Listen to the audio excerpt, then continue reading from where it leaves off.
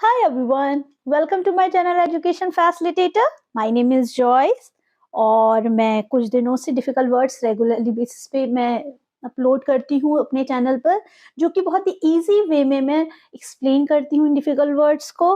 और मैं बहुत अच्छा रिस्पांस देख रही हूँ कि लोग जुड़ रहे हैं, जो नए लोग जुड़ रहे हैं इस चैनल से, उन लोगों को मैं बता दूँ कि मैं डिफ़िकल्ट वर्ड्स को बहुत ही सिंपली वे में, जो कि अगर आप कोई भी गवर्नमेंट एग्ज़ाम की तैयारी कर रहे हैं, जैसे कि आप स्लाइड में देख सकते हैं, मैंने कुछ स्पेसिफिक गवर्नमेंट एग्ज़ाम्स यहाँ पे लिखे हुए हैं, तो ये बहुत ही इम्पोर्टेंट पार्ट रोल करती है वर्ड पार मीट ईज़ी डिक्शनरी, जो कि अपने आप में बहुत इनरिच है, अपने आप में बहुत स्पेसिफिक वर्ड्स को आपके अनसीन पैसेज, आपकी स्पेलिंग एरर्स में बहुत अच्छी तरह से अगर आप इस डिक्शनरी को और या इस वीडियो के थ्रू सीखेंगे, तो आपको बहुत ही आसानी होगी आपके एग्ज़ाम को अटेम्प्ट करने में।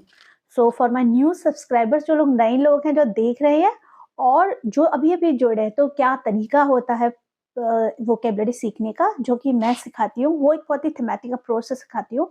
वैसे हम रूट वर्ड्स के थ्रू भी सिखाती हूँ, तो उसकी रूट्स वर्ड्स के अलग से सेशंस हैं, जो सेशंस ले रही हूँ मैं ऊपर लिख देती हूँ टाइटल की, रूट वर्ड्स के थ्रू वर्ड सिखाए जा रहे हैं। और आज मैं किस तरह से सिखाऊंगी, मैं आपको डिफिकल्ट वर्ड्स, उनके सिनोनिम्स, उनके एंटोनिम्स और उनको एग्जाम्पल में किस तरह से हम अप्लाई करते हैं, और पार्ट्स ऑफ हिज स्पीच और उनको हिंदी में एक्सप्लेन करूंगी। तो आपको अच्छा लगेगा वीडियो, इसलिए वीडियो को लास्ट तक देखिएगा। और बहुत ज़्यादा वर्ड्स नहीं, पर 10 वर्ड्स ही मैं सिखाऊंगी, जिन 10 वर्ड्स में ही आप बहुत सारे न्यू वर्ड सीखेंगे। So let's begin. 191। सो आज का जो वर्ड है, वो फर्स्ट वर्ड है कंसाइज। कंसाइज क्या है? ये एक एडजेक्टिव है। एडजेक्टिव का मतलब क्या होता है? ये एक विशेषण है जिसका अर्थ होता है संक्षिप्त या लघु। जो छोटे होता है ना, आप कहेंगे ना एग्जाम में शॉर्ट आंसर्स आते हैं, तो जो ब्रीफ होता है उसको brief and to the point, बिल्कुल मुद्दे की बात। Succinct, incisive, short and sweet, crisp, ये सारे क्या है? इसके सिनोनिम्स है, मतलब इसी के पर्यायवाची हैं। अच्छा, एंटोनिम क्या होता है? एंटोनिम मतलब अपोजिट वर्ड क्या होता है? अपोजिट का मतलब ये अगर संक्षिप्त है या लघु है, तो इसका अपोजिट क्या हो जाएगा? लेंदी। लेंदी मतलब बहुत बड़ा, लंबा।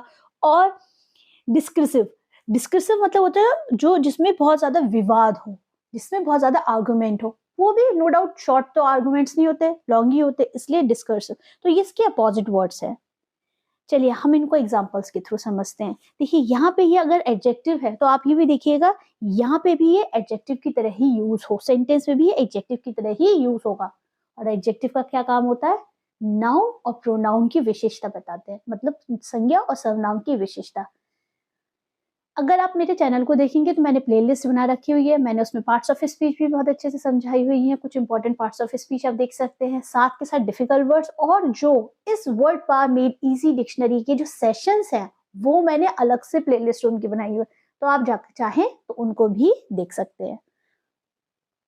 Make your answers clear and concise. Exactly, आप अपने आंसर्स को क्या कैसे रखें?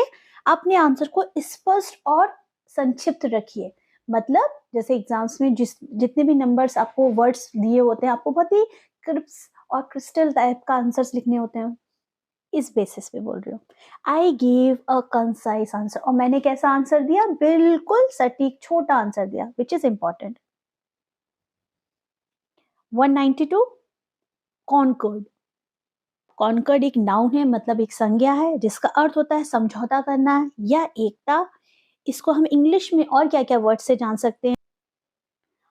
इसके अनदर वर्ड्स क्या हो सकते हैं जो सिनोनिम्स हैं?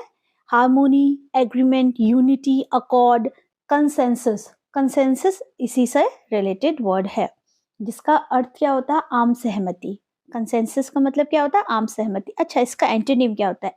डिसएग्रीमेंट, जहां पे आप एग्री नहीं हो। डिस्कॉर्ड, ये इसके क्या है? अपोजिट वर्ड्स है।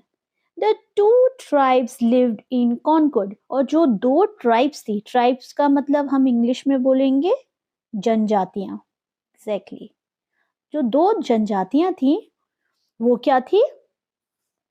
बहुत ही कैसे रहती थी? कॉन्कर्ड रहती थी, बहुत ही अच्छे से समझौते के साथ सौहार्दपूर्ण रहती थी एक दूसरे के साथ. These state had lived in concord for centuries. और ये जो स्टेट है या मतलब ये जो राज्य हैं ये सालों साल से, सेंचुरीज का मतलब बहुत पुराने, सैकड़ों सालों से कैसे रह रहे हैं, सदियों से कॉन्कर्ड मतलब एक बहुत ही अच्छे उसमें रहते हैं, प्यार से समझौते से एक दूसरे के साथ. जैसे अगर हम अपने देश को भी देख लें तो हमारे देश में कितने अलग अलग रिलीजन्स हैं, अलग अलग तरह से लोग गॉड को मानते हैं, बट फिर भी बहुत अच्छे से रहते हैं. तो हम उस तरह से यूज कर सकते हैं इसको. 193, इसको क्या बोलेंगे, कंकरेंट. देखिए ये हम सिलेबल्स ऐसे में पार्ट कर लीजिए, कोई भी डिफिकल्ट वर्ड होता है सिलेबल्स में डिवाइड कर लीजिए. तो करेंट, करंट होता है ना, हाँ बिल्कुल वही वाला करंट. कॉन्करेंट ये एक एडजेक्टिव है, इसका अर्थ क्या होता है, संगमी या समवर्ती. संगमी और समवर्ती का मतलब एक ही समय में होने वाले जो काम होते हैं ना, जिसको हम इंग्लिश में क्या बोलेंगे, happening at the same time, as I have told you, parallel, simultaneous, coincident, coinciding, एकदम कोइंसिडेंट, कॉन्सिडिंग, ये सारे एक ही सिमिलर मीनिंग वर्ड है, मतलब एक ही समय में होने वाले. पैरेलल होता है ना, पैरेलल लाइंस होती हैं दोनों बराबर से एक साथ साथ चलती हैं. एग्जैक्टली. सो इसका एंटीनिम क्या होगा, अब इसके अपोजिट वर्ड में इसको क्या बोलेंगे, नॉन साइमल्टेनियस, जो गैर समकालिक होते हैं, मतलब एक साथ एक टाइम के नहीं होते, एक समय में होने वाले काम को नहीं बोलेंगे. नॉन कंकरेंट, जो जो कि एक टाइम में नहीं होते, उसको हम बोलेंगे नॉन कंकरेंट. तो एग्जाम्पल के थ्रू समझते हैं इसको. You can't attend to concurrent events, एक साथ आप दो इवेंट्स को क्या नहीं कर सकते, अटेंड नहीं कर सकते. It is true. The twins had concurrent birthday, और जो ट्विंस होते हैं ना, जो जुड़वा बच्चे होते हैं, उनके एक ही दिन में दोनों के बर्थडे होते हैं, तो उनको ही हम लोग बोलेंगे समकालिक हैं, दोनों के दोनों मतलब एक ही दिन में हुए हैं, तो उसको हम इस तरह से कॉन्करेंट का यूज कर सकते हैं. नाउ 194, कंडिसेंट. अब देखिए ये डिफिकल्ट है, थोड़ा सा लॉन्ग है, तो इसको आप इस तरह से इसके सिलेबल्स कर लीजिए. कंडिसेंट, ओके, इसका अर्थ क्या है, ये एक वर्ब है जिसको हम स्वीकार करना या झुकना बोल देंगे. देखिए इसके साथ साथ इसको इंग्लिश में किस तरह से और भी बोल सकते हैं, to stoop to someone's else level, किसी के स्तर तक नीचे झुक जाने को बोलेंगे. Usually in an offensive way, ये किसी के ऑफेंसिव का मतलब किसी के विरोध में व्यवहार होता है, उसको बोलेंगे. टू पैट्रोनाइज, मतलब अगर हम बोलेंगे संरक्षक देना होता है या किसी की सहायता करना होता है, बट यहाँ पे अगर आप देखेंगे ये वर्ड है पॉजिटिव, तो यहाँ पे if someone is doing this, ये वर्ब है, लेकिन उसके अंदर एक सुपियोरिटी रहेगी. तो इस कंडेंस्ड वर्ड का यूज हो इस तरह से रहा है, लेकिन कहीं ना कहीं नेगेटिव टर्म में हो रहा है, जैसे यहाँ पे लिखा है ना ऑफेंसिव वे में, कि कोई आपकी मदद कर रहा है पर अपने आप को सुपीरियर शो कर रहा है. तो पैट्रोनाइज का मतलब ये होगा. लुक डाउन ऑन, किसी को नीची नजरियों से देखना. पुट डाउन, थोड़ा सा अच्छा वर्ड नहीं कहूंगी मैं, इसमें रिस्पेक्टफुल नहीं है. ये एक, इसका एंटोनिम क्या होगा, रिस्पेक्ट. जैसे मैंने बोला रिस्पेक्ट इसका अपोजिट वर्ड है, मतलब आप किसी को डिसरिस्पेक्ट कर रहे हैं, ये उसमें कंसीडर हो जाएगा. I never thought he would condense to betray his friends. मैंने नहीं कभी सोचा था कि वो अपने दोस्तों को या अपने फ्रेंड्स को क्या करेगा, धोखा देगा. पर किस तरह से, कंडेंस वे में. कंडेंस मतलब यह हो जाएगा, बहुत ही ऐसा लग रहा है जैसे बहुत हेल्प कर रहा है, बहुत ही कृपालु हो रहा है, बट वो क्या कर रहा है, वो अपने ही फ्रेंड्स को धोखा दे रहा है. तो इसको हम हिंदी में सही तरह से किस तरह से बोलेंगे, मैंने कभी नहीं सोचा था कि वे अपने दोस्तों को धोखा देने के लिए बहुत ही क्या होगा, कृपालु होगा. कृपालु का वर्ड जो कंडेंस्ड है, उसका मतलब क्या है, संरक्षा देना या सहायता करने से है, या कृपालु होने से है, पर ये एक नेगेटिव टर्म में यूज हो रहा है. डोंट कंडेंस टू मी, मुझे नीचा मत दिखाओ, या मुझे क्या मत करो, मेरे प्रति ज्यादा वैसे नहीं हो, मतलब जैसे मुझे बहुत घृणा की नजर से मत देखो. कंडन, कंडन क्या मतलब क्या होता है, ये एक वर्ब है जिसका अर्थ होता है मिलाप करना या माफ करना.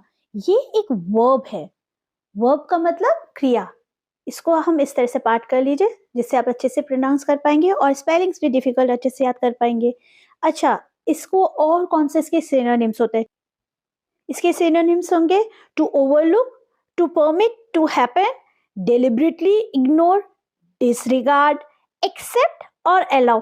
ये सब ही इसके सिनोनिम्स हैं, मतलब इसके ही साथ के पर्यायवाची शब्द हैं। ओके, डेलिबरेटली इग्नोर मतलब जानबूझ के किसी को इग्नोर कर रहे हैं, और परमिट कर रहे हैं कि कुछ चीज होने के लिए परमिशन दे रहे हैं, परमिट टू हैपन का मतलब होगा, डिसरिगार्ड का मतलब किसी की रिगार्ड नहीं कर रहे हैं, एक्सेप्ट और अलाउ कर रहे हैं, तो ये सब इसी के ही सिनोनिम्स हैं। अच्छा, इसके अपोजिट वर्ड क्या होंगे? कंडम, कंडम का मतलब क्या होता है? और पनिश मतलब किसी को माफ नहीं करना, उसको सजा देना। ओके, तो इसके अपोजिट मीनिंग्स हैं। अब इसको हम एग्जांपल में देखते हैं। आई डोंट कंडन, देखो कंडम और कंडन दोनों अपोजिट वर्ड्स हैं, ये याद रखिएगा। I don't condone violence in any shape और फॉर्म, और मैं क्या नहीं करता हूं, मैं किसी भी तरह के जो हिंसा होती है, चाहे वो किसी भी शेप में हो या किसी भी फॉर्म में हो, उसको मैं बिल्कुल भी समर्थन उसका नहीं करता हूँ। वायलेंस का मतलब हिंसा का। People cannot condemn the use of fierce violence. जो लोग होते हैं, जो उग्र हिंसा होती है ना, फायरस वायलेंस होता है, उसको सपोर्ट नहीं कर सकते हैं। और ये बात सच है, वायलेंस का क्यों सपोर्ट करना ही क्यों?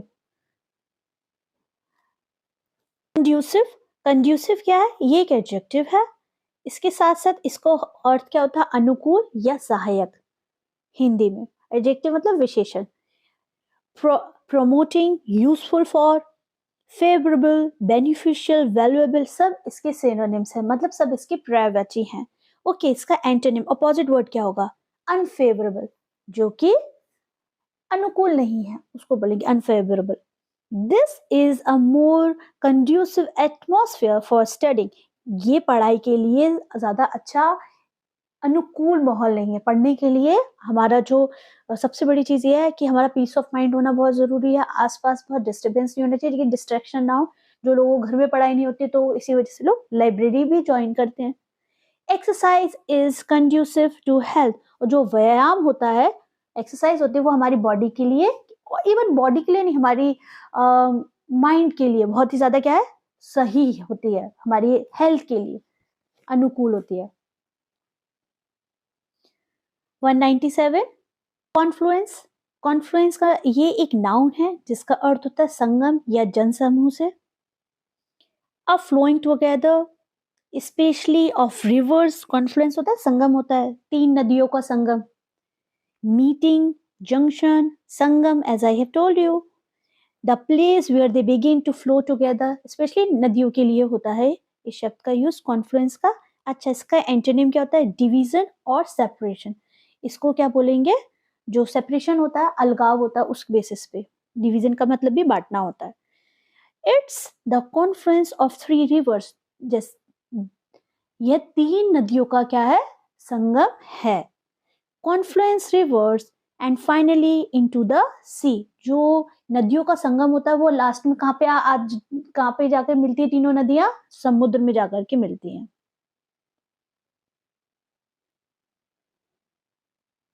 कंजीनियल, इट इज कंजीनियल, ये एक एडजेक्टिव है, इसका अर्थ होता है अनुकूल और सौहार्दपूर्ण। सौहार्दपूर्ण बहुत अच्छा पॉजिटिव वर्ड होता है। Suitable, agreeably suitable, pleasant, like minded, compatible, kindred, well suited, ये सारे ही इसके क्या है? सिनोनिम्स हैं। अच्छा, इसका अपोजिट वर्ड क्या होगा? डिसएग्रीबल, इनकम्पैटिबल, ये सब इसी के ही क्या है? अपोजिट वर्ड्स हैं, जहां पे आप सहमत नहीं होते, असहमति होती है, जहां पे आप कंपैटिबल नहीं होते हैं किसी चीज के लिए। का मतलब होता है असंगत, मतलब जहां आप बेमेल है। Frank was very congenial colleague, और जो फ्रैंक था वो किस तरह का व्यक्ति था? किस तरह के कलीग का मतलब होता है जो साथ काम करते हैं, सहकर्मी बोलेंगे जिसको। फ्रैंक किस तरह का था? बहुत ही कंजीनियल, बहुत ही अच्छे व्यवहार का, सौहार्दपूर्ण व्यवहार का सहकर्मी था। I find him very congenial, और मैं उसको क्या पाती हूँ कि वो बहुत ही ज्यादा सौहार्दपूर्ण व्यवहार का व्यक्ति है, जो कि अडेप्ट कर लेता है दूसरे सिचुएशन को आसानी से। कंजेनिटल, कंजेनिटल क्या है? देखिए वो कंजीनियल था, ये कंजेनिटल है, ये भी एडजेक्टिव है। इसका अर्थ क्या होता है? जन्मजात, जो पैदाइशी, जो हमें अपने जन्म से ही मिलते हैं। इनेट, इंग्लिश सॉरी साइकोलॉजी में ये इनेट एबिलिटी बहुत का एक पूरी थ्योरी दी हुई है, जो हमें अपने जन्म से ही मिलते हैं। Inherited, hereditary, in the blood, in the family, a trait or condition acquired between conception and birth। और इस तरीके कुछ ऐसी खासियत होती हैं या कुछ चीजें ऐसी होती हैं जो हमें जन्म से ही अपने ब्लड में मिलती हैं। अब मैं किसी को एग्जांपल नहीं दूंगी इसमें आप हम सबके अलग अलग होती हैं। अपोजिट इसका क्या होगा? अक्वायर्ड, जिसको हम प्राप्त करते हैं। ये तो हमें जन्म से मिलता है, जैसे हमें अपने जन्म से शायद अपने पेरेंट्स का कुछ बिहेवियर मिल जाएगा, ओके, लेकिन एक्वायर्ड होगा जो हम सीखते हैं, जो हम पाते हैं। जैसे आप यहाँ पे बैठ करके एक्वायर्ड नॉलेज एक्वायर कर रहे हैं। इज कंजेनिटल लायर, तो देखिए कंजेनिटल मतलब इनेट, उसको जन्म से ही मिला हुआ है। तो वो किस तरह का झूठ बोलने वाला है? जन्म से ही, मतलब उसके ब्लड में ही आया झूठ बोलना। Physicians must report children with congenital abnormalities. जो फिजिशियंस होते हैं, फिजिशियंस का मतलब हम इंग्लिश में बोलेंगे जो डॉक्टर्स होते हैं ना, हाँ, जिसको हम हिंदी में बोलते हैं चिकित्सक, तो उनको जो बच्चों में इस तरह की एबनॉर्मलिटीज होती हैं, जन्मजात से जो भी कोई प्रॉब्लम एबनॉर्मलिटीज आती हैं, उसकी रिपोर्ट हमेशा हमेशा करनी चाहिए। और आज 200 वर्ड्स हमारे कंप्लीट हो जाएंगे। कंजक्चर, ये लास्ट वर्ड है आज का, और ये क्या है? ये एक वर्ब है जिसका अर्थ होता है अनुमान करना या अटकल लगाना। टू गेस, अपने आप से ही हम गेस कर रहे हैं और कुछ नहीं, मतलब गेस ये डबल वाला लिख दिया है। Speculation, fancy, notion, to deduce or infer on slight evidence. देखिए ये जो सारी मीनिंग है ना, सिमिलर ही होते हैं एक दूसरे के साथ। मतलब स्पेकुलेशन मतलब यही होता है कि हम शंका, अपनी तरफ से अनुमान ही लगा रहे हैं। अच्छा, इसका जो एंटोनिम क्या होगा? वो होगा फैक्ट। फैक्ट का मतलब तथ्य, जो बहुत लॉजिक से, जो दिख रहा है आपको, अनुमान नहीं लगा रहे हैं, आपको दिख रहा है क्या हो रहा है exactly. Your theory is pure conjuncture, जो आपकी जो भी थ्योरी है, थ्योरी को हम बोलेंगे सिद्धांत है, वो क्या है? कंप्लीटली क्या है? सिर्फ अनुमान लगाया हुआ। डोंट कंस्ट्रक्चर अबाउट द आउटकम, परिणाम के बारे में अनुमान ना लगाएं। ये बात सच है। पहले से ही आप अपना सोच के बैठे कि इसका यही रिजल्ट निकलेगा। मेहनत करने से पहले ही आप फेल हो जाएंगे, या आप मेहनत करने से पहले हम पास हो जाएंगे। हम कर नहीं रहे हैं, सिर्फ अनुमान लगा रहे हैं। तो आज 200 वर्ड्स कंप्लीट हो गए, और मेरी हमेशा ये कोशिश रहेगी कि आप लोगों के पास जो भी कंटेंट पहुंच रहा है वो आपके लिए बहुत ही हेल्पफुल हो। तो मेरे चैनल को शेयर कीजिएगा, लाइक कीजिएगा, सब्सक्राइब कीजिएगा। और न्यू चैनल है, सपोर्ट की ज़रूरत है मुझे, नो डाउट, लेकिन मैं चाहती हूँ कि आपको अच्छा लगे, तो आप ज़रूर इसको सब्सक्राइब कीजिए, क्योंकि जब भी मैं इस चैनल पे कुछ भी अपलोड करूँगी, आपके लिए डेफिनेटली वो बहुत बेनिफिशियल होगा। Thank you so much, have a nice day.